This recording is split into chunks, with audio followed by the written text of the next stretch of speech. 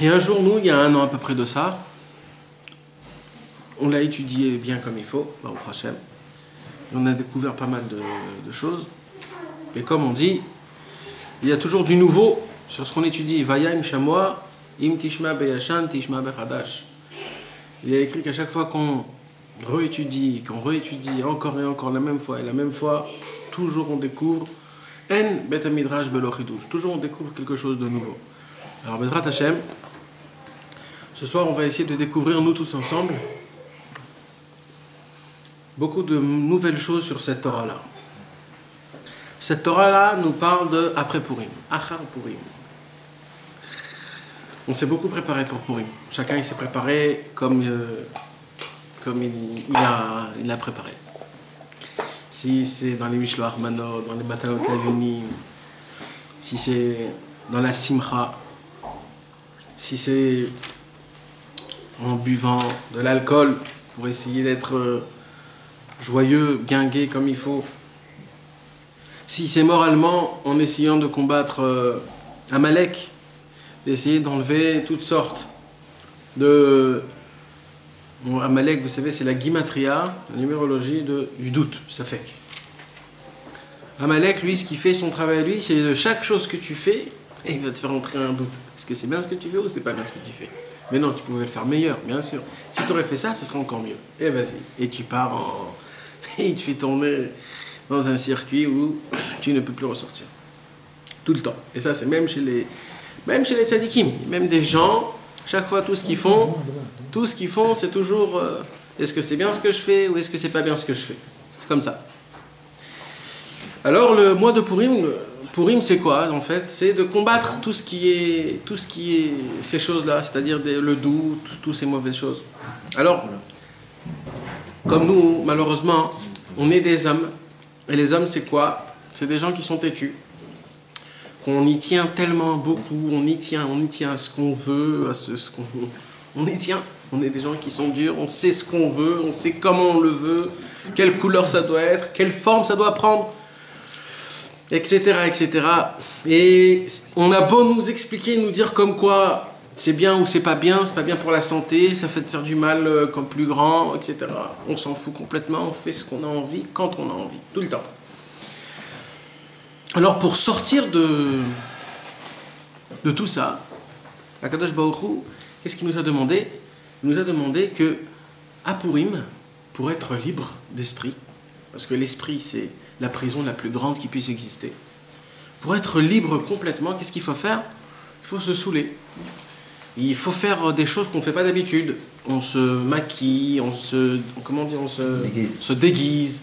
On sort dehors, on dit bonjour à tout le monde, et on se donne des repas, on entend la Megillah, on fait du bruit, on fait tout ce qui est à l'inverse de ce qui est normal. Tout ce qui est normal, à Purim, on fait tout l'inverse. Pourquoi? Pour essayer de se sentir comme il faut, etc. Non, normalement, quand un homme, il essaye de regarder, et mis à part de tout ça, hein, le Ari Akadosh, le Zohar, tous les tzadikim, tous les chassidim, qu'est-ce qu'ils disent? Ils disent comme quoi, Purim, c'est le jour le plus haut qui puisse exister au monde. Il n'y a pas plus haut que ce jour-là. Ce jour-là, on peut atteindre un paquet, un maximum de lumière qui puisse descendre dans ce monde-ci, comme on ne peut pas atteindre pendant toute... Alors, d'un côté, on dit qu'il y a un maximum de lumière et c'est un jour qui est exceptionnel. Et d'un autre côté, tu me dis qu'il faut que je joue l'imbécile, que je m'amuse avec mes enfants, avec les pistolets, que je danse et que je chante et que je joue le fou. Alors quoi, c'est controverse complètement. Moi, je sais, j'ai l'habitude que quand c'est important, par exemple Rosh Hashanah, Kippour, on sait, on se prépare, les slichot, le mikveto, etc. On fait beaucoup de choses. Et là, pour Purim, on te dit non. Vas-y, invite celui que tu as envie, bois, bourre-toi, mange, chante, danse. Tout est ouvert, tout est permis, bien sûr, vous me comprenez. Et c'est ça la sainteté. Donc, en fait, c'est un jour qui est très spécial. Et ça, il faudrait l'expliquer. Comment ça se fait que d'un côté, il y a la sainteté la plus grande, et dans l'autre côté, on ne voit pas spécialement, extérieurement, quelque chose de saint. On voit exactement l'inverse. On voit un petit peu le laisser aller. Alors il dit, Rabbeinu, Achar Purim, Korin Parashat Para. Il dit, Rabbeinu, tout le temps, après Purim, le Shabbat qui précède Purim, on lit la paracha de Para Aduma. Bezrat Hashem, ce Shabbat-là, à Haftara, dans la Maftir, on va lire la paracha de Paradouma. Ok, c'est quoi la paracha de Paradouma? La paracha de Paradouma, c'est quand quelqu'un, chas v'shalom, il a été impur, de la pureté la plus grande, c'est-à-dire l'impureté de la mort. Si chas v'shalom, il a touché ou il est rentré dans une maison où il y avait un mort, alors qu'est-ce qui se passe? Il y a une impureté, ça s'appelle Avi Avot Atuma, pendant 7 jours, la personne elle est impure. Et qu'est-ce qui se passe quand elle est impure? Ça c'était avant. On l'emmenait dans un endroit quelque part, il devait rester là-bas pendant 7 jours, et après les 7 jours, qu'est-ce qu'il faisait le Kohen Gadol? Il y avait comme un ustensile, où il y avait là-bas la para abdouma. C'est quoi la para abdouma? C'est la vache rousse. On prenait la vache rousse, on la brûlait complètement et on mettait les cendres dans un récipient. Et le Kohen Gadol, il mettait là-bas de l'eau et il lui jetait quelques petites gouttes comme ça sur lui, le premier jour, le troisième jour et le septième jour. Comme ça, le septième jour, après, il peut sortir de son impureté. Maintenant, écoutez bien ce qui se passe. Quand le Kohen faisait ça, c'est le Kohen qui prenait sur lui l'impureté. Donc, quand il rendait pure la personne, lui redevenait impur. Mais lui, c'était pas 7 jours, c'était une journée. Pendant 24 heures, le Kohen Gadol, il prenait l'impureté de la personne et il devenait... C'est ça la paracha de Paradouma. Rabbeinu, dans cette Torah-là, il va nous expliquer quelque chose. Pourquoi on lit la paracha de Paradouma tout de suite après la paracha, tout de suite après la fête de Purim. Vous savez qu'il y a 4 parachiotes qu'on lit. Il y a la parachat Machatzit HaShekel, parachat Ashkalim, qu'on a lu à Rosh Chodesh Adar. Après, il y a la parachat Zachor. Ce que la parachat Zachor, c'est Amalek. Tout de suite avant Purim, il essaie de se rappeler ce qu'Amalek nous a fait. Tout de suite après Purim, Para. Et après, à Rosh Chodesh Nissan, parachat HaChodesh. Ce que parachat HaChodesh, comme quoi il faut compter le calendrier depuis le mois de Nissan, car le mois de Nissan, c'est le premier mois juif, comme quoi on est sorti d'Égypte, etc., etc. La para, en fait, c'était Shabbat prochain, c'est pas ce Shabbat. Non, c'est le Shabbat qui va venir là. Parce que Purim, c'était... Non, ouais, donc on va le faire ce Shabbat-là. Ce Shabbat-là, ça va être Parashat Para. Maintenant, il dit Rabbeinu qu'il y a un lien énorme entre la Para et Purim. Vous allez voir que Purim, Para, c'est les mêmes mots. Purim, Para. Maintenant, comment on dit Purim dans le langage pour? Comme ça on dit. Il pile pour. Aman, il pile pour. C'est quoi pour en fait? Goral. Un goral, c'est un... Comment on dit en français? Un tirage. C'est un tirage de sort. C'est ça pour. En vérité, le mot c'est pour. Maintenant, il dit Rabbeinu, il y a un jeu de mots de pour, c'est devenu para. Pour, c'est petresh. Peiresh. Peiresh, c'est pour. Et quand on passe Purim, on rajoute un he, ça devient para. Para, c'est la vache rousse. Maintenant, on va voir ce qu'il dit Rabbeinu. Char Purim, parachat para. Et là, il dit Rabbeinu quoi? Chez où achana le Pessar. En vérité, Purim, c'est quoi? C'est une préparation à Pessah, en vérité. Ça veut dire quoi? Qui parachat para, korin kedei sheyu nizarin netaer mitumatmet. Là, il dit Rabbeinu un pshat, pachout. C'est quoi la raison la plus simple? Pourquoi on lit la parachat para? Pourquoi? Parce qu'on prépare tout le peuple juif avant de manger le korban Pessah. Vous savez que le korban Pessah, il doit se manger tout le temps pur. Alors, qu'est-ce qu'il dit la Torah? Elle nous dit, préparez-vous tous, tout celui qui a un problème, qu'un jour il a été impur, d'un mort, etc. Tous allez voir le Kohen Gadol pour être prêts, comme ça, quand vous rentrez à Pessah, vous êtes tous purs, il n'y a pas de problème. C'est pour cela qu'on lit la parachat Paradouma, c'est-à-dire en vérité, pour essayer de voir, de se rappeler, est-ce que j'ai touché quelqu'un, etc. Et par rapport à ça, comme ça, après on peut rentrer à Pessah et je suis pur à Pessah. Donc qu'est-ce qu'il dit Rabbeinu? Il dit Rabbeinu, donc en vérité, Purim, c'est quoi? C'est une préparation pour Pessah. Pour qu'il puisse être pur pour faire le Pessah. Maintenant, Rabbeinu, il rentre dans son explication. Pour. Au début, Purim, c'est quoi? C'est pour. C'est ça, pour. C'est-à-dire, Purim, c'est au pluriel. Au singulier, c'est pour. Donc, au début, c'est pour. Qui Purim, al-shema pour. Car Purim, on l'appelle au nom du pour, c'est-à-dire au nom du sorti, comment on a dit? Au tirage de sort. Et après, de pour, on a joué sur les mots et on a dit ça devient para. Qui gam Purim, on bevadai iluch vederech le Pessah. Car Purim, c'est un chemin pour arriver vers Pessah. Et là, Rabbeinu va nous faire montrer comment c'est écrit dans un passouk. comment tout est inclus, comme quoi Purim et Pessah c'est dans le même pasuk, que un il amène à l'autre. Vezeu bechinat siftotav shoshanim notfot mor. Ça veut dire quoi? Siftotav, c'est les lèvres. Les lèvres, shoshanim notfot mor. C'est lèvres qui ressemblent à des roses et qui sortent une belle odeur comme l'odeur de la mort. Mort, c'est un parfum. Shemen mort, on dit. Hein? Dans un dectoret. Alors, il dit siftotav, c'est quoi siftotav? Le mot siftotav, c'est quoi? Zebechinat Pessah. Siftotav, c'est Pessah. Pourquoi c'est Pessah? Les lèvres, c'est Pessah, il dira ben non. Parce que le mot Pessah, il veut dire deux choses. Quand on prend Pessah, on le coupe en deux, ça fait Pessah. La bouche qui parle. Donc, Siftotav, on a dit, ce sont les lèvres. Donc, Siftotav, ça veut dire Pessah, ça veut dire, il y a dedans inclus Pessah. Shoshana, maintenant on a dit que les lèvres ressemblent comme une rose. C'est-à-dire quoi la rose? Maintenant, Shoshana, c'est quoi? C'est une rose. Et qui on a appelé une rose? Esther Amalka. Esther Amalka, la Gemara nous a dit que elle ressemble à une rose. Shoshana i Esther, Kamova Bazor Kadosh, c'est écrit dans le Zohar, ou Bekidve Hari. Et en plus de tout ça, Shoshana, c'est la numérologie de Esther. Notre faute mort, maintenant on a dit que elle dégage, les roses dégagent une odeur du parfum qui s'appelle mort. C'est quoi mort? Mort au vert, Zebechinat Mordechai. Pourquoi? Parce que Mordechai aussi, il a deux mots. Mar, Dachia. Mara, Dachia. Mort, c'est quoi? C'est ça, c'est mort. C'est le parfum qui s'appelle mort. Mar, Dror. La Shon Cherut. Comme quoi, c'est quoi Mar, Dror? Dror, c'est un oiseau. C'est les oiseaux qu'on ne peut pas les mettre dans des cages. C'est les oiseaux qui sont toujours dehors, etc., etc. La Shon Cherut, donc c'est-à-dire, on parle de quoi? On parle de la liberté. Bechinat Cherut chez le Pessah. Et c'est quoi Pessah? Pessah, c'est la fête de la liberté. Là, pour l'instant, on lit pour qu'on puisse comprendre. Et après, on va tout reprendre, on va expliquer. Non, mais là, juste pour comprendre de quoi on va parler. Bechinat Cherut chez le Pessah. Donc, en fait, on parle de quoi? On parle de la liberté de Pessah. Mais est-ce que vous avez compris comment dans le pasuk, Rabbeinu, il a tout lié? Siftotav, Shoshanim, Notfot, mort. Siftotav, c'est quoi? C'est les lèvres. Les lèvres, c'est quoi? C'est Pessah.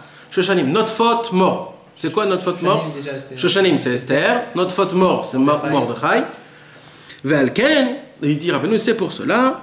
Tserouf, Shel Purim, Meruma de Pessah. Il dit, maintenant, on a vu ça, comme quoi Pessah et Purim, et Esther et Mordechai, ils sont dans un seul pasuk.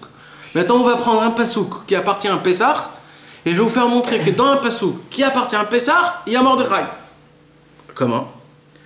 Il y a écrit dans la Torah, Shivat yamim tochal matzot, pendant 7 jours tu mangeras des matzot, kasher tziviti chal moed chodesh aviv, comme je t'ai ordonné au mois de Aviv.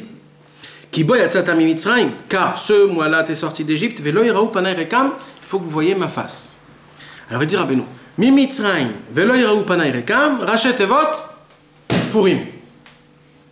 C'est-à-dire le mois où Akadosh Baruch Hu, il nous demande qu'il faut faire Pessah le mois de Nissan et qu'il faudra manger 7 jours des matzot, ce pasouk-là, si on prend les rachetevot, ça sort Purim. Donc Rabbeinu là, qu'est-ce qu'il nous fait faire montrer? Il nous dit, les gars, il y a un lien énorme entre Pessah et Purim. Dans tous les cas, on a vu 2 psukim, Rabbeinu il nous rapporte comment tout un colle l'autre. Maintenant, il faut trouver c'est quoi le... Alors, Rabbeinu il termine, il dit qu'il Purim ou derech le Pessah, car il faut savoir que Purim c'est le commencement de Pessah. Si quelqu'un vous pose la question, c'est quand Pessah? Vous lui dites, ça commence à Purim. C'est comme ça Pessah. Pessah commence à Purim.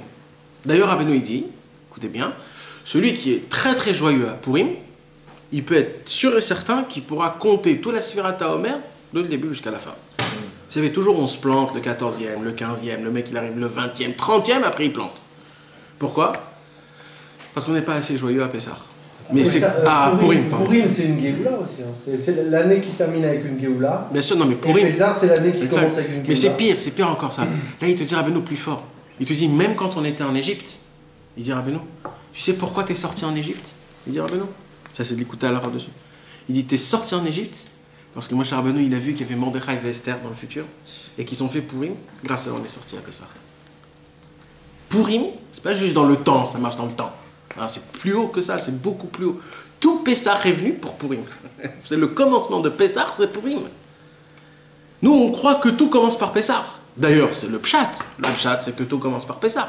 Les fêtes, le kiddush, la mezouza, les tfilines, tout c'est Pessah. Eh bien non, la Rabbeinu, il te dit, tout Pessah est né grâce à quoi? Parce que Akadosh Baruch Hu, il a vu dans le futur qu'il y aura Mordechai et Esther, il y aura Haman et Achashverosh, et qu'ils ont fait une guerre, et que Mordechai, comme on a expliqué le cours dernier, il a fait le haïe, c'est-à-dire il a crié du fond du cœur, là où il était le plus bas, et grâce à ça, il a tout mélangé, tout changé, tout ce qui était bas, il a remis en haut. Grâce à ça, il a fait Pessah. Grâce à ça, il y a eu tout le judaïsme, grâce à ça, il y a eu tout le calendrier, grâce à ça, il y a eu le peuple juif. Tout a commencé en fait à Purim. Ça ne marche pas d'après le temps, mais on s'en fout du temps. Là, Kadosh Baruch Hu, il n'y a pas le temps. Kadosh Baruch Hu, il a vu. Moshe Rabbeinu, il a vu, il a tout vu. Tout le commencement, tout s'est fait parce qu'il a vu qu'un jour, il y aurait Mordechai et Esther et qu'ils ont fait ça. Qui Purim ou derrière les Pessah, chez Yu Yecholim Liot Nizarim Mechametz. Et il dit comme ça, Rabbi Nachman. Comme c'était avant, quand il y avait le temple, comme on a dit, 30 jours avant Pessah, tous les Juifs, ils essayaient de se rappeler s'ils ont déjà touché quelqu'un de mort, s'ils ont été impurs par l'impureté de la mort. Pourquoi? Pour y aller chez le Kohen et se rendre pur. Il dit, Rabbeinu, ne croyez pas que le Beth Amikdash il a été détruit, que maintenant ça ne nous parle plus. Et la preuve, c'est que ce Bezrat Hashem, on va lire la Parashat Para. Il dit, Rabbeinu, en vérité, ça veut dire quoi? Ça veut dire que une des mitzvot qui sont les plus compliquées, qu'on tombe dans la rasra et on devient complètement, c'est Pessah. La femme, elle est en plein boom, elle est en train de laver tout le monde, tu ne peux pas rentrer à la maison, elle te crie quand tu touches quelque chose, il faut manger dehors, il faut dormir dehors, il faut tout faire dehors. Et toi, tu dois aider, etc., etc. Tout ça, pourquoi? Pour pas qu'il y ait une pyro, un grain de chametz. Maintenant, on ne parle même pas de la manger, parce que c'est pour pas qu'il y ait un grain de chametz. Et le Harizal, il dit celui que pendant Pessah, il a le mérite de ne pas manger un grain de chametz, Mouvtachlo, je le promets que pendant toute l'année, il ne faudra pas. Imaginez-vous jusqu'à où ça va. Et il dit Rabbeinu qu'en vérité, la faute du Hametz, c'est quoi? C'est l'orgueil. Quand tu cherches ta maison, tu vas chercher tes petits points là, tes petits miettes de pain, ou alors de bisli ou de bamba que tu as jeté par terre. En vérité, ce que tu dois chercher en toi, c'est l'orgueil que tu as en toi. L'orgueil, tout ce qui te... Pourquoi? Parce que c'est quoi le pain? Le pain, on le laisse monter. Et c'est quoi quand quelqu'un, on le laisse monter, il est grandi? C'est le mec qui se croit, il se gonfle. Il est gonflé, le mec. En fait, c'est ça, bête. Et la matzah, c'est quoi en fait? La matzah, c'est qu'on laisse pas, on n'a pas le temps, de laisser gonfler, vite, on prend, on prend pas, on s'en fout. Je veux pas de cavote, je veux rien du tout. Tout de suite, les choses, tout simple. Maintenant, c'est très dur d'être gardé du Hametz. Des fois, on ne sait pas, on achète quelque chose dehors, des fois on mange un truc, on ne sait pas. C'est tellement dur de ne pas tomber des choses qu'on ne pense même pas. Des fois, on ne pense pas du tout. Alors, comme c'est dur, on ne sait pas, alors il faut demander, beaucoup prier à Hachem. Mais Rabbeinu, il nous donne une ségoula. C'est quoi sa ségoula? C'est, tu fais bien Purim, ton Pessah sera bien. Et la preuve, c'est quoi? C'est qu'après Purim, il y a Para. Il y a la vache rousse. C'est quoi la vache rousse? On te purifie partout. Maintenant, écoutez bien ce que je vais vous dire. Vous savez, c'est qui? Vous savez que d'abord, la vache rousse, c'est une loi, c'est un chok. C'est-à-dire quoi, une loi? Alors, normalement, dans tous les mitzvot que Dieu nous a donnés, c'est des choses qu'on comprend un petit peu. Akadosh Baruch Hu nous a donné l'explication. D'accord? D'honorer le père et la mère, on comprend. De mettre les tefilines aussi, on comprend. Shabbat, on comprend. Tout, il y a quelques mitzvot, comme quoi ces mitzvot-là, ce sont des lois sans explication.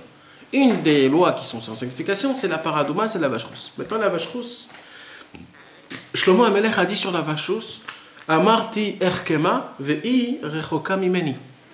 Shlomo HaMelech, il a dit, moi, je peux essayer de comprendre la vache rousse. Je vais donner des explications à la vache rousse. Et il a essayé de se casser la tête, Shlomo HaMelech. Il a essayé de se casser la tête, jusqu'à qu'il a dit, tu sais quoi?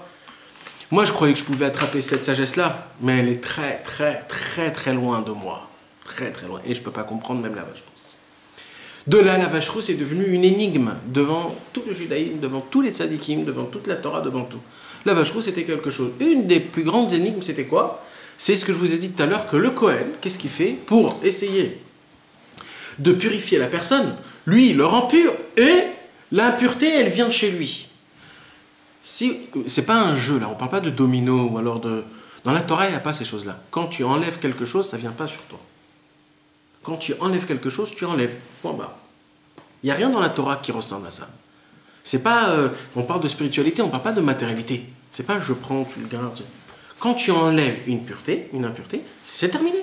C'est pas que ça saute quelque part d'autre. Tu as enlevé, t'as enlevé. Comment ça se fait qu'ici le Kohen, l'homme le plus saint, c'était que le Kohen Gadol qui pouvait faire ce travail-là. Et il n'y a eu que 9 vaches rousses, c'est-à-dire on ne peut pas jouer avec. Il y en a un tout petit peu.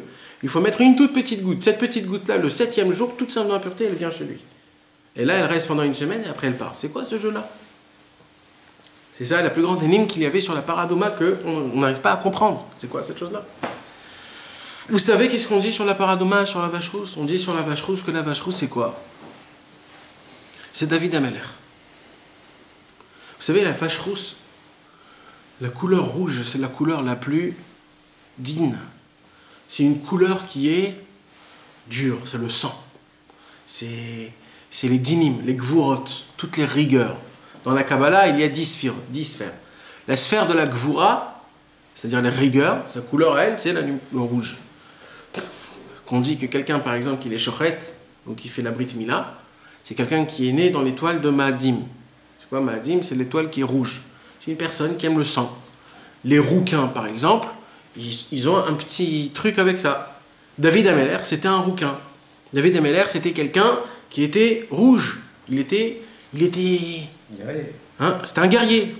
Pourquoi David Ameller, son père et tous ses frères, quand il est né, ils ont dit, mais c'est qui ce bâtard? Pourquoi ils ont dit ça? C'était le seul à être roux. C'était le seul à être roux. Mais c'est pas ça, ça c'est dans le Pshat. Le Midrash, il dit, tu sais quoi? C'est pas que ça, c'est même Shmuel. Quand ils ont vu David Ameller roux, ils se sont dit, celui-là, il est comme Esav. Il n'y avait pas de roux.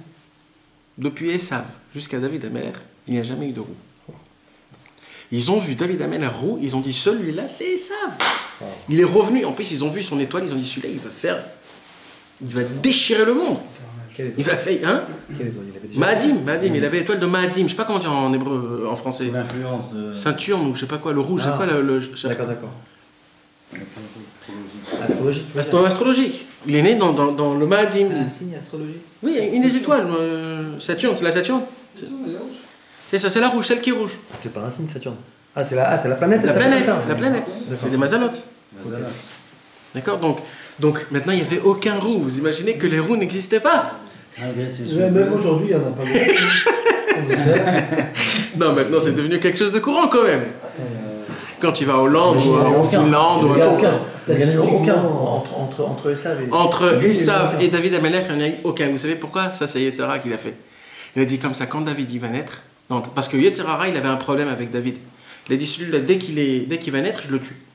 Alors Dam Arishan lui a donné ses 70 ans. Déjà, il a eu un grand problème. Alors David Ameller, alors Yetzirah, il a dit, tu sais ce que je vais faire?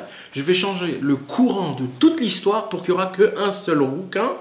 Ça sera Esav et le deuxième, ce sera David. Pour que tout le monde croie que c'est lui vraiment David. Et Shmuel, quand il est venu pour mettre de l'huile sur le truc, il a écrit Vesaroch Ridoudin. Toute sa chair a commencé à trembler. Il a dit, oh là là, le premier roi juif, ça va être Esav. Il a dit que c'était Esav, il a dit c'est Esav, il y avait, bien sûr, hein, quelqu'un qui aime le sang, quelqu'un qui aime... Et en plus, on disait sur lui que c'était un bâtard. Je ne sais pas si vous connaissez l'histoire, mais David Ameller, David Ameller s'est marié avec une Moabite, une femme qui est Moabite, du peuple Moab. Et un jour, quelqu'un est venu chez le père de David Ameller. Le roi Ishaï. Quelqu'un est venu chez Ishaï. Il lui a dit, tu sais qu'on n'a pas le droit de se marier avec les Moabites? Alors il a dit, mais non, moi j'ai appris que Moavi, oui, pas Moavite, une femme, oui, mais pas les hommes. Il a dit, non, même les femmes. Et dès qu'il a entendu ça, il a jeté sa femme, il a dit, tu dégages. Et il a pris sa servante. Et il est rentré chez sa servante le soir même pour être avec sa servante. Et là, la maman de David, elle rentre chez sa servante, elle dit, écoute, tu dégages d'ici tout de suite, c'est mon mari. Et elle, vite, elle est partie. Et son mari était avec elle. Et après, elle est vite repartie. Maintenant, Ishaï, il ne savait pas que c'était sa femme, il croyait que c'était sa servante. Et un beau jour, après 9 mois, madame est enceinte. Alors il dit, c'est là, c'est un mamzer. Et c'était qui? David Ameller. C'est pour ça que c'était un... Et en plus, il est tout rouquin, etc. Il dit, mais d'où il est venu celui-là? C'est Esav. Et vous savez ce qu'on dit sur David? On dit que la vache rousse, son représentant, c'est quoi? C'est David Ameller. David Ameller, c'était quoi? C'était le pauvre quelqu'un, on a tellement parlé de David. Mais David Ameller, c'était quoi? C'était l'homme en vérité qui est venu réparer Esav. Esav, c'était le genre de Talmid Chacham qui t'expliquait tout à sa façon. Vous ne croyez pas que Esav, c'était un gars avec des pistolets et des couteaux. C'était pas ça, Esav. Esav, il avait des barbes et des péotes et tout ce que tu veux. Esav, c'était un élève de Yitzhak Avinu, mes amis. C'était un homme, un Talmid Chacham Atzum. Il parlait avec Yitzhak de Torah toute la journée. Voilà. Il y a plus de personnes aussi au Shiva. Bien sûr. Esav, lui, sa table, elle était bien longue. Il y avait beaucoup plus d'élèves et tout. Et en plus, la beauté de Esav, c'était quoi? Il ne faut pas toute la journée s'asseoir. Il faut aller dehors, il faut combattre, il faut faire, il faut se travailler. Le mec, il était idéologiste, comment on dit, idéaliste. C'était pas juste des paroles. Yaakov, lui, il se taisait, il avait sa tante. Moi, je connais ni personne, je connais rien du tout. Et c'était ça le problème, c'est que dans le monde, il s'est passé qu'il y avait beaucoup de gens tendance Esav. C'est quoi les gens tendance Esav? C'est des gens qui étudient, qui sont bien, qui parlent, ils ont beaucoup d'argent, qui savent rigoler, qui savent jouer, qui vont même le soir dans un pub boire, il n'y a pas de problème, c'est qu'est-ce qu'il y a, il faut truc, etc. Et ils comprennent tout, ils t'expliquent tout à leur façon, tout style, tout neuf, moderne comme il faut. Et ça, dans le Noussar de la Torah, dans le Noussar de la Vodat Hashem, soi-disant. Et Yaakov, c'était le genre de... Quand il y a des questions, j'ai pas toutes les réponses, hein, frérot, tu sais. J'ai pas de réponse. T'as des questions, j'ai pas de réponse. Moi, je sais qu'il faut étudier, je suis un imbécile.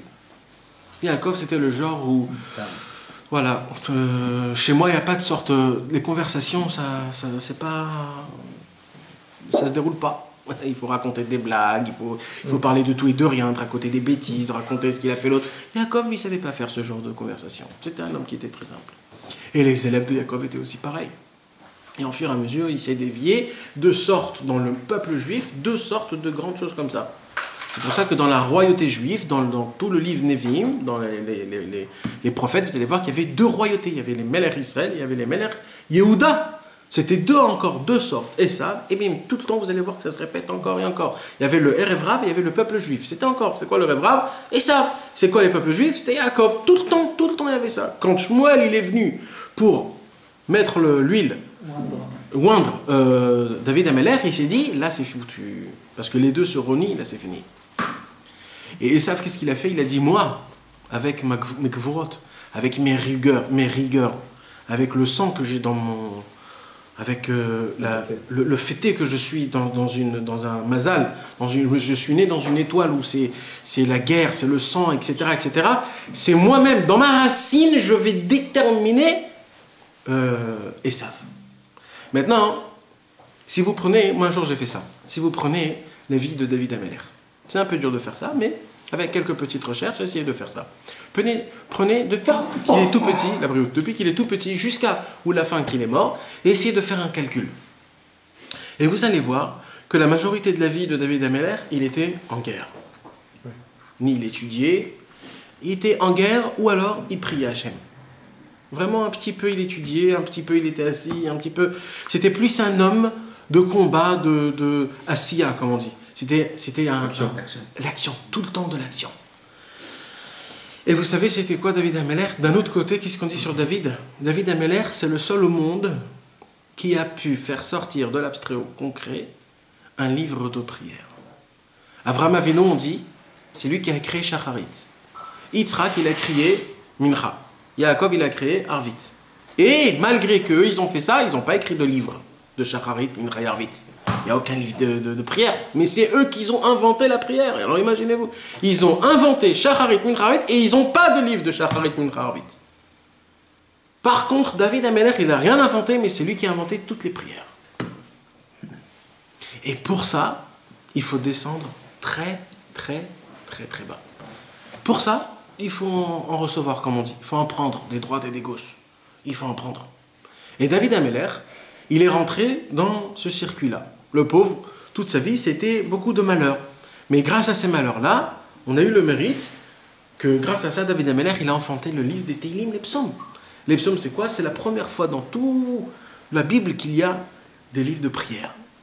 Maintenant, on voit dans David Ameler encore deux choses qui se contredisent, comme on a dit sur la vache rousse.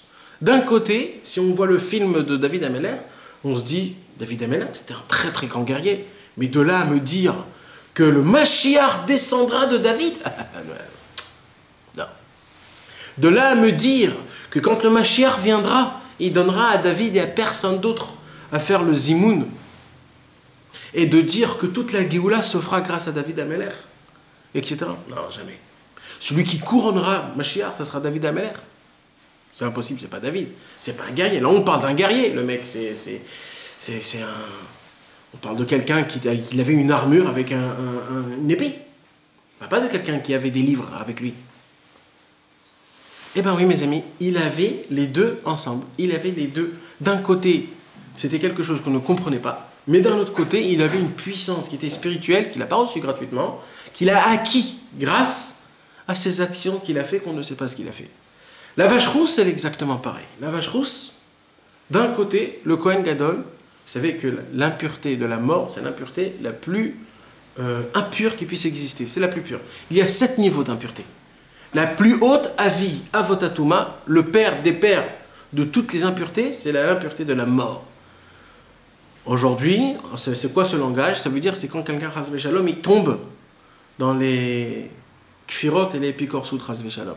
Quand quelqu'un il tombe dans le doute envers Dieu, quand il se pose des questions envers Dieu, il tombe dans l'impureté de ça. De l'impureté de la mort, ça, il n'y a plus rien. Cet homme-là. Maintenant, le Kohen Gadol, le tzaddik le plus grand, il vient et il se tient devant une personne qui est pareille, qui rentre dans un doute, etc. Et qu'est-ce qu'il lui fait? Il lui jette les quelques petites gouttes de vache rousse et il reprend sur lui, le tzaddik, il prend sur lui sa touma. Comment ça se fait? Comment ça se fait? Et là, non, le type qui doit être purifié, c'est qu'il a contracté Toumat Met. C'est ça, Toumat Met, il t'a dit. C'est quand tu deviens renégat. C'est pas... Quel rapport avec le doute? Il n'a pas contracté un doute. Non, mais moi je parle version 2015. Ah, je veux dire qu'aujourd'hui, le doute, c'est comme Toumat Met. Exact. Rabbeinu, il dit comme ça. Rabbeinu, il dit qu'aujourd'hui, le doute, c'est la Toumat Met. Pas le doute, la kfirut. Quand tu mets en doute Hachem, quand tu l'associes pas à tout ce qui se passe. Maintenant, c'est quoi ce qui se passe? Et là, Rabbi Nachman nous dévoile quelque chose de très haut et de très fort. De très haut et de très fort. Et c'est ça, mes amis, la grandeur de cette Torah. Je ne sais pas si vous allez apercevoir ce qu'on veut dire, mais beaucoup de gens aimeraient entendre ce que je vais vous dire là ce soir. Vous savez, c'est quoi la beauté d'un tzaddik? La beauté d'un tzaddik. Tu sais quoi, on ne va pas parler de tzaddik parce qu'on ne s'y connaît pas dans les tzaddikim. Capable de descendre. Ouais. Mais on ne sait pas ce que ça veut dire. C'est quoi la beauté d'un archimilliardaire? Des archimilliardaires, on va dire qu'on en connaît un petit peu avec la télé, avec ce qui se passe. C'est quoi? C'est des gens qui roulent toute la journée en Porsche, qui font des photos avec à droite, à gauche. Et... Ah, tu veux pas cette Porsche en jaune? Ben, je vais t'acheter une rouge, vous voulez le problème? Et vas-y, ils font des collections de Bugatti et de Rolex et de pavillons et de palais à Monaco, etc. etc.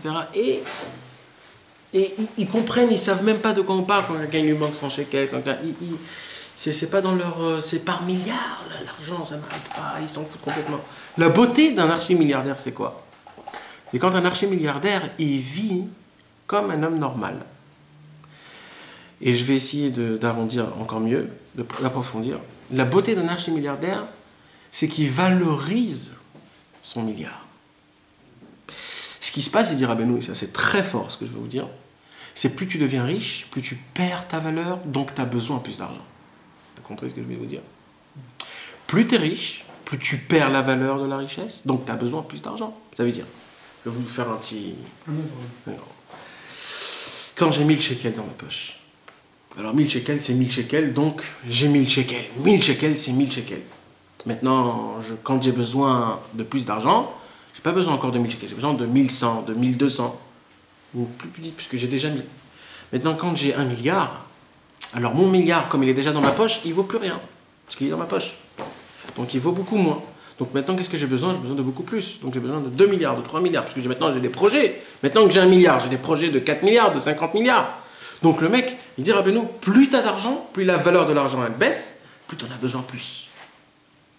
Plus tu as moins d'argent, plus tu apprécies l'argent, et plus tu es un petit peu plus rassasié. Quelqu'un qui a 1000 shekels, il ne veut pas 1 milliard. Ça n'existe pas. Par contre, quelqu'un qui a 1 milliard, il veut 15 milliards. Vous avez compris ce que je vous dis? Oui. Et ça, c'est énorme. Ça, c'est quelque chose d'énorme. Rabbi Nathan, il explique comme ça, les ta'avot, il explique ça. Tout peut s'expliquer par rapport. Celui qui a mis le matin. Nahon. Mais c'est plus que ça, c'est la valeur. Tu perds la valeur de l'argent. Si je peux me permettre, celui qui a 100 dans la matérialité, il veut 200. Ouais. Et dans la spiritualité, celui qui a 100, il veut encore 100. C'est toi la différence. Est-ce que tu peux le comprendre? Michel, je te mets en gros, c'est ma taille. Comment tu comprends ça? Michel, si j'ai 100, tu peux comprendre, je veux 200. Donc 100 plus 100. Ok. Dans la spiritualité, 100, j'ai une page de Gemara, j'ai mes 100. Ouais. Celle-là, elle est à moi. Ouais. Je veux une autre page. Il a fait. Ça, c'est ma taille. Il a fait. Dans la matérialité, j'ai Méa Shekel. Mais moi, je veux encore 200. Les 100 que j'ai, je les ai pas. Je les ai pas. C'est ça, il a perdu sa valeur. Exact. Il a fait. C'est un peu plus court. Khazak. Très bien. On va comprendre que j'ai bien compris. Maintenant, écoutez bien, mes amis.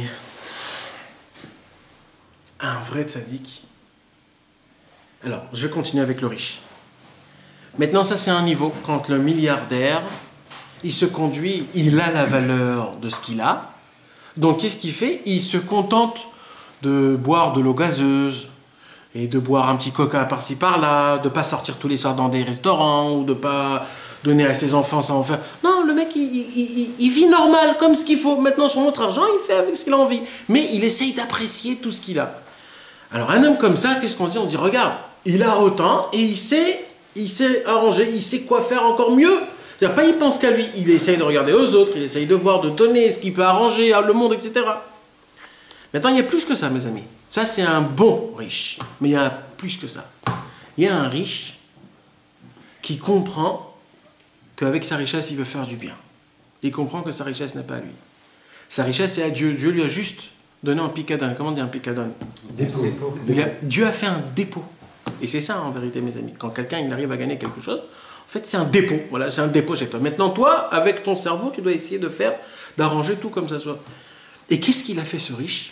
Il s'est dit, je vais essayer d'habiter chez les pauvres, je vais m'habiller comme les pauvres, je vais même faire l'aumône pour ressentir les besoins qu'un pauvre a. Car un riche ne peut pas du tout comprendre ce qu'un pauvre a. Même un homme normal ne peut pas comprendre ce qu'un pauvre il fait quand il est dehors, il ne ressent pas ce qui se passe. Les insultes, ou alors les regards, c'est des choses qu'on ne peut même pas expliquer, on ne sait pas. Tant qu'on n'a pas été là-bas, on ne sait pas. Donc ce riche, qu'est-ce qu'il dit? Il s'est dit, moi, je vais aller là-bas pour essayer de tout avoir, pour qu'il n'y ait plus ces choses-là. Je vais vous dire quelque chose, ça va être un peu dur, mais c'est la vérité. Vous savez, c'est quoi un vrai tzaddik? Un vrai tzaddik, c'est pas quelqu'un qui est tout le temps dans le ciel et qui te dévoile des grandes torotes et qui te dit voilà, et voilà, et voilà.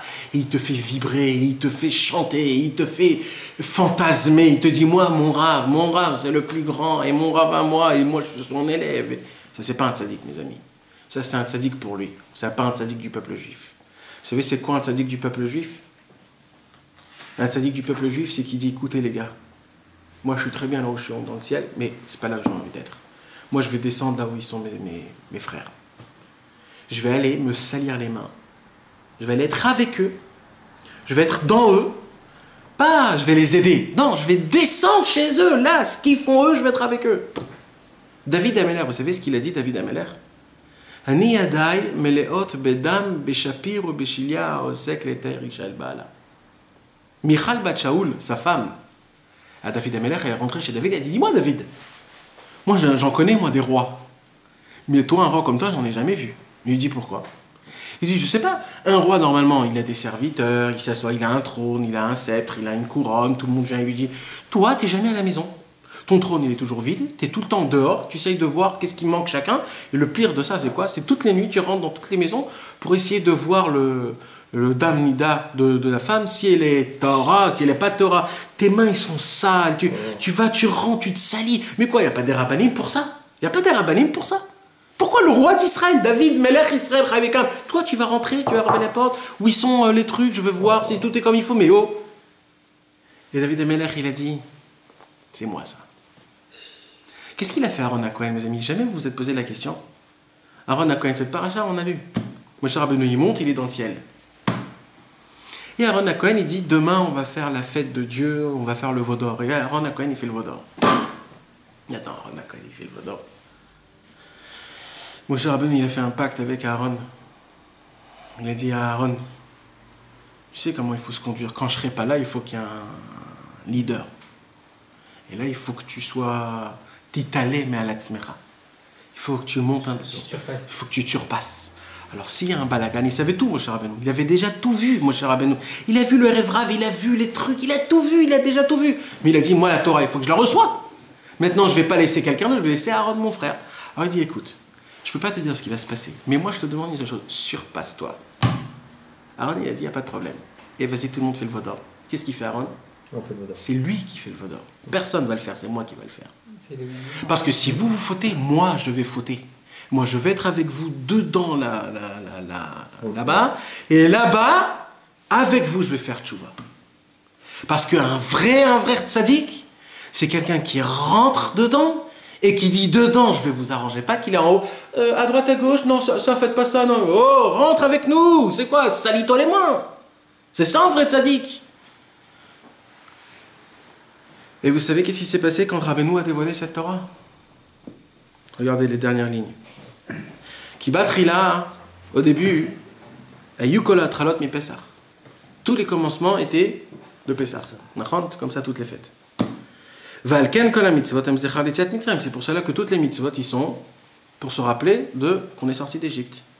Et là, Rabbeinu, il a dit Ve'arshav.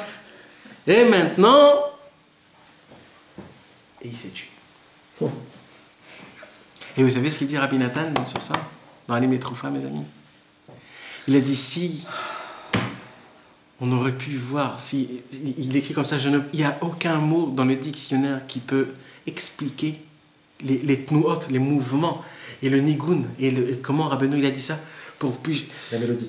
Comment Rabbeinu il a dit ça avec le ton, avec et les tnuot qu'il a fait. Et il a dit à Rabbi Nathan, sachez mes amis, après cette Torah-là, Rabbeinu a dévoilé le Tikkun HaKlali. Après cette Torah-là, Rabbeinu a dévoilé les 7 mendiants. Après cette Torah-là, Rabbeinu a dévoilé les 2 témoins que tout celui qui viendra à Ouman en Rosh Hashanah, je le sortirai d'ici de l'enfer. Quand Rabbeinu a dévoilé cette Torah, mes amis, c'est quand il est rentré à Ouman, un petit peu avant qu'il est rentré à Ouman, c'est quand Rabbeinu, il avait reçu des coups comme tu ne peux pas t'imaginer. Rabbeinu, il était descendu complètement. Et Rabbeinu, il a dit avant cette Torah, il a dit, vous savez, c'est quoi le sod du paradouma? C'est quoi le secret? Tout le monde pose la question, c'est quoi le secret de la vache rousse? La vache rousse, le secret. Vous savez, c'est quoi le secret de la vache rousse? C'est qu'un tzaddik, il doit descendre jusqu'à qu'il doit devenir même plus bas que ses élèves. Parce que quand il va être plus bas que ses élèves, de là-bas, il va sortir. De là-bas, il va créer une Torah Hadasha, que cette Torah-là, tous les gens qui seront en bas, ça va leur parler. Il dira, Rabbeinu, moi j'ai dû descendre dans le plus bas des plus bas, dans toutes les générations jusqu'à la venue du Mashiach, pour crier En Yehush Ba'olam Klal, que le désespoir n'existe pas. Et c'est là-bas où il a dit. Spirituellement, bien sûr. Bien sûr. On ne comprend pas. On ne comprend pas. C'est pour ça qu'il a dit, et maintenant, il ne peut pas le dire. Pourquoi? Parce que c'est le secret de la vache rousse. Vélociem, là, il n'a pas terminé. Pourquoi? Parce que juste, je vous laisse comprendre. Je vous laisse comprendre, mes amis. Je suis moi là avec vous. Je ne suis pas quelqu'un qui est en haut et qui vous dit, ouais, je suis très grand, je suis très beau, je suis très fort, j'écris des torotes, j'ai fait des miracles. Non, c'est beaucoup plus que ça. Le Kohen Gadol qui s'impurifie, je m'impurifie. Le Kohen Gadol, il purifie et je prends à moi, je le prends, ta pureté, je la prends à moi. Et c'est ça le secret de David, c'est que David, il va combattre Esav le rouquin. Et la vache rousse, elle est rouge. C'est quoi? C'est tout le secret de David Ameler. On doit la brûler avec du feu. Et grâce à ça, d'être métaken, de réparer ce qui est à l'inverse de la rigueur. De prendre la rigueur et de la rendre la plus belle qui puisse exister au monde. Et c'est là, maintenant, on revient à la question qu'on a posée depuis le début. Purim et le commencement de Pessah. Ça veut dire quoi que le Purim et le commencement de Pessah? Parce que c'est Dafka Purim. Dafka Purim. Quand une personne, elle est déguisée, elle est sous, elle dit des mauvaises choses des fois, elle vomit, elle n'est pas propre, elle marche comme ça. Et c'est là-bas, Dafka. Il faut descendre dans un endroit pareil pour après monter à Pessah. Pour que le premier jour de Pessah, quand on va faire le Seder, tous les morines de Gadlout et de Katnout, ils vont descendre en une seule fois, une explosion de lumière on aura. Mais pour ça, il faut d'abord descendre dans l'endroit le plus bas. Mais nous, on appelle ça descendre. Mais en vérité, c'est l'endroit le plus haut. C'est pour ça que Purim, Achana et Pessar, plus tu te défonces à Purim, plus à Pessar, ta montée, elle sera énorme. C'est ça la grandeur. C'est pour ça que maintenant, est-ce qu'il dit Rabbeinu? Il dit para. C'est quoi para? Mes amis, ce Shabbat, Bezrat Hashem, à la Maftir, quand on va faire la para. Tout ce qu'on vient d'étudier là va se contracter en une toute petite paracha qu'on va lire. Sachez très très bien, mes amis, un petit peu avant, celui qui peut se tremper au mikvé avant, c'est encore beaucoup mieux. Mais pendant qu'on lit la paracha de para, mettez votre talit un petit peu comme ça, et fermez les yeux et demandez à Hachem que Béhémet, tout le secret de la paradouma, de la vache rousse, puisse s'accomplir à moi, à mon corps. Que le tzaddik puisse me parler, puisqu'il est descendu beaucoup plus bas que moi. Maintenant, moi, ce que j'ai besoin, c'est d'entendre sa voix. Parce qu'après là, Rabbeinu, il a tout dévoilé. Donc moi, ce que j'ai besoin d'entendre, c'est la voix de Rabbeinu en me criant d'en bas, pas d'en haut. Vous savez, un jour, quelqu'un, il m'a dit, il m'a posé la question. Il m'a dit, Rabbeinu, il a dit qu'il sortira tout le monde de l'enfer. Il m'a dit, donc si c'est ça, il est en enfer. Et moi, j'ai pas percuté, mais après, j'ai dit, mais bien sûr qu'il est en enfer. Qu'est-ce que tu crois que Rabbeinu, il est au Gan Eden, en train de kiffer? C'est pas ça, Rabbeinu. Rabbeinu, lui, il habite en enfer. Il est au Geinom, Rabbeinu, il n'est pas au Gan Eden. Ben, Vada, il est au Geinom. Lui, il s'occupe. Lui, on le brûle pour nous. Nous, il nous dit, toi, vas-y, monte en haut, je prends encore 200 ans pour toi, t'inquiète. Et vas-y, encore et encore. C'est ça la beauté et la grandeur de Rabbeinu. C'est que Rabbeinu, lui, il habite là-bas, dans l'enfer, il habite. Et son travail, c'est de nous faire sortir. Ça, c'est un vrai tzaddik. Quand il dit comme David Ameler, Yadaï, Meleot, Bedam, Beshapir, Beshilia, Osek, Leter, Ishael, Baala. Mon travail à moi, il dit David, c'est de purifier une femme pour son mari. Il dit Rabbeinu, mon travail à moi, c'est de vous purifier, vous, pour que vous puissiez être avec Akadosh Baruch Hu. Maintenant, pour l'instant, moi, je vais souffrir. Mais c'est ça mon travail, je suis très content. Maintenant, la parachat para, tout ce qu'on va dire, Bezrat Hashem, ça va être ça. Ça va être ça. Est-ce que tu avais raconté avec Katzin, comment il s'appelait l'écrivain là qui avait vu Ah ouais, ça c'est... C'est la même chose, qu'il prenait... Ouais, non, mais moi, je prends les souffrances. Bien sûr, bien sûr. Mais là, ce qui est beau, là, c'est que Rabbeinu, il te dévoile, en vérité, le secret de la vache rousse. Le secret de la vache rousse, c'est que c'est pas beau à dire, mais il y a des tzadikim, c'est pas tout le monde, c'est des tzadikim qui descendent très très bas. Mais il y en a qu'un. Ouais. Il y en a plusieurs, mais il y en a qu'un. Ouais. Qui descendent très très bas pour toi. Et mon pote, moi je t'ai donné un exemple dans la spiritualité, dans la matérialité, mais je sais pas si tu peux savoir, mais la spiritualité, quand tu descends, frérot, c'est grave. Surtout pour quelqu'un qui s'y connaît et qui sait ce que c'est le ciel. Quand t'es en bas, c'est comme Avraham Avinu. Avraham Avinu, il est en train de parler avec Hachem. Et il y a 3 Arabes qui arrivent, il dit Hachem, 2 secondes. Hein. Et il va prendre les 3 Arabes, mais attends, t'es en train de parler avec Dieu. Dieu lui-même. Et tu vas prendre les 3 Arabes, les faire rentrer dans la maison, mais attends, qu'est-ce qui se passe, t'as un problème? C'est ça. Il dit à Kadosh Baruch Hu, écoutez, c'est pas le moment, j'ai mes enfants là-bas qui sont en train de souffrir. Moi, je vais être avec eux. Et pas là-bas pour te sortir, tu sais, il y a aussi des rabbinites qui sont quoi, ils rentrent là-bas, mais ils te prennent avec force, ils te sortent, ils te font du mal, ils te donnent des coups. Là, c'est encore plus fort. Aaron Cohen, il n'a pas crié. Il a dit, ne fais pas la vera, c'est moi qui vais la faire. Moi, je vais la faire. Rabbeinu, il va descendre en bas. Il va dire, frérot, t'inquiète, je suis avec toi, je vais rien te faire. Je suis avec toi, sache que je suis avec toi. C'est pour ça qu'au moment où tu dis aïe, au moment où tu dis, Ribono Shalom, mais attends, jusqu'à où tu es là? C'est là où Rabbeinu dit, ah, tu t'es réveillé, vite! Et là, tu voles jusqu'en haut, c'est pas toi. Mais il faut ce pas de réveillement. Il faut cet attachement-là, en sachant que tout le temps, tu es entouré que de sainteté, tout le temps. Tu es entouré, il y a des tzadikim qui sont à côté de toi, qui sont avec toi tout le temps, ils regardent chaque pas, chaque truc, comment tu fais, et ils attendent le moindre pas envers Dieu. Au moment où tu as fait ce moindre pas, c'est bon, terminé. Ils sont en toi. Et ça, une Torah comme ça, tu ne peux pas l'écrire. Tu ne peux pas l'écrire, qu'est-ce que tu vas dire quand tzaddik il fait? Pourquoi Rabbeinu, il a dit, j'ai la possibilité de faire la plus grande Avera et de rester de faire tchouva et de rester le même tzaddik là où j'étais. Comment? Parce que quand Chas v'Shalom, Rabbeinu, il fait des choses comme ça, c'est pas pour lui. C'est parce que lui, il fait un travail comme ça. Il doit descendre, il doit se salir les mains. C'est un punching ball, Rabbeinu.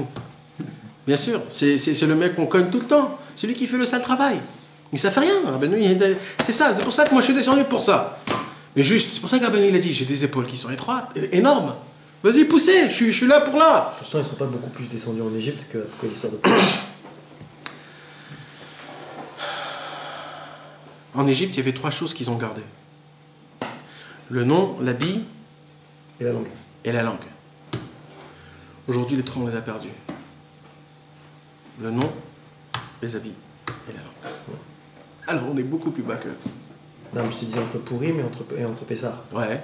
Entre l'histoire de Purim. À Purim, ils sont pas vraiment. La chute, elle était moins grosse que les. Ouais, mais c'est ce qu'on avait, c'est c'est ce qu'on avait dit la semaine dernière. C'était ça l'essentiel problème. C'est qu'ils sont tombés dans un péché où pour eux, ils ne doivent pas demander pardon. Parce que c'est pas un péché. Pas conscient. Et là, c'était plus grave. Voilà, mes amis, c'était le secret de la vache rousse de Rabbeinu Hakadosh. Il y a une qui ressemble un peu Ouais, laquelle? la 243 là. Là, chez Sadigadol, mais l'autre, chez David Emeter. Waouh. Resh Guimet. Mem Gimel. Ça ressemble un peu à ce que tu racontes. Ouais. J'essaie de trouver avec eux.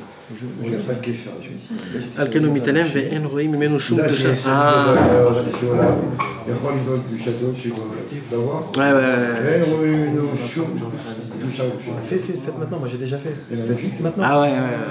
Vous voulez faire un vite rapide. Alors faites très vite, parce Hazak. qu'il va partir. J'ai promis à ma femme. Allez, David, attaque. Ouais. Moi j'ai pris. Elle est comme Chérim, Vous êtes c'est comme six à parler. Chérim. Exactement. Cher Chérim, c'est des paroles qui sont. Mais Bémet, la plus haute. Non David, t'as prié Hazak. Hazak, va en 10 minutes.